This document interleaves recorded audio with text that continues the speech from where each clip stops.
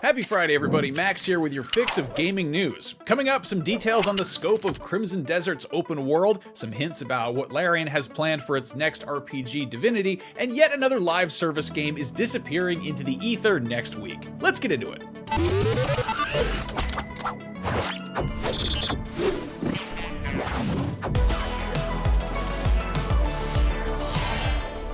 One of the first big open world games of the year is Crimson Desert, the single-player spin-off to the popular MMO Black Desert Online, and today we got some details on exactly how big this big open world is going to be.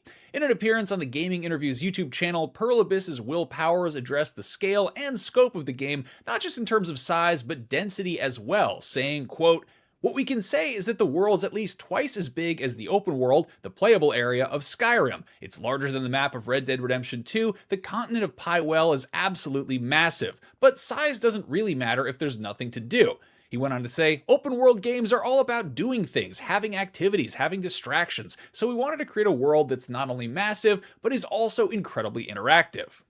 Unlike Red Dead 2 and Skyrim, in which the fastest mode of transportation is a horse, Crimson Desert will feature some more fantastical means of traversal like turning into a wraith to get airborne or flying around on the back of a dragon.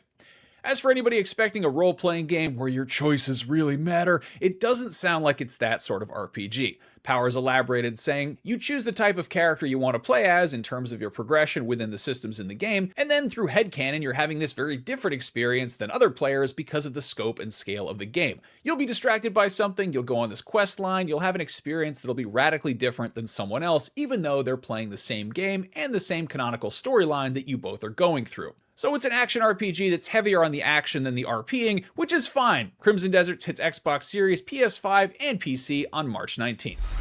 As for the folks who want an RPG that's more focused on letting players create their own characters and change the course of the story with their in-game choices, rest assured there will be plenty of that in Larian Studios' follow-up to Baldur's Gate 3, Divinity.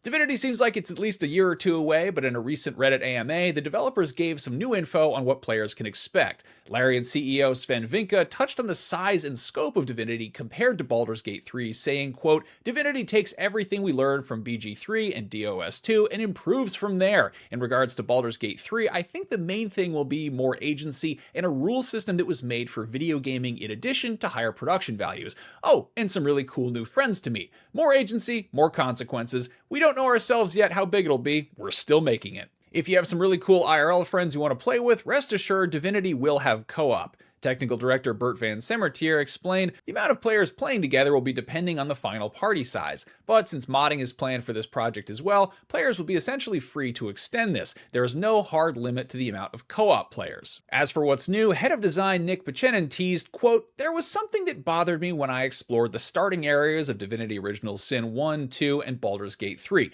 It stares you right in the face if you think about it. In Divinity, I can finally do the thing I wanted to do in every previous game." Considering the previous games all begin near bodies of water but don't allow players to swim, many fans think that that may finally be possible. Larian had a bunch more to say without revealing too much, and if you don't want to scrub through all the chatter in the full Reddit thread, you can find a roundup of all the Divinity details over on IGN. Finally, in case you missed it, BioWare's live service looter shooter Anthem is officially going offline on Monday, and though this was announced months ago, it's seeing a bit of a last-minute resurgence from players new and old alike who might have missed the memo. Some players are trying to unlock the Platinum Trophy before it becomes completely unobtainable, while others are checking it out for the first time and wishing they'd done so sooner. One player who goes by Cyberpone Piper wrote online, "I missed the server closure announcement last year and just learned about it a couple of days ago. I'd never played it, so I decided to take the game for a spin before it's too late, and the game is quite good. I'm just playing casually, and I'm still a noob after about 4 hours in, but there's a solid foundation here. There are good bones, the visuals are fantastic, the combat and action are fun, and the javelin flight is phenomenal and unique."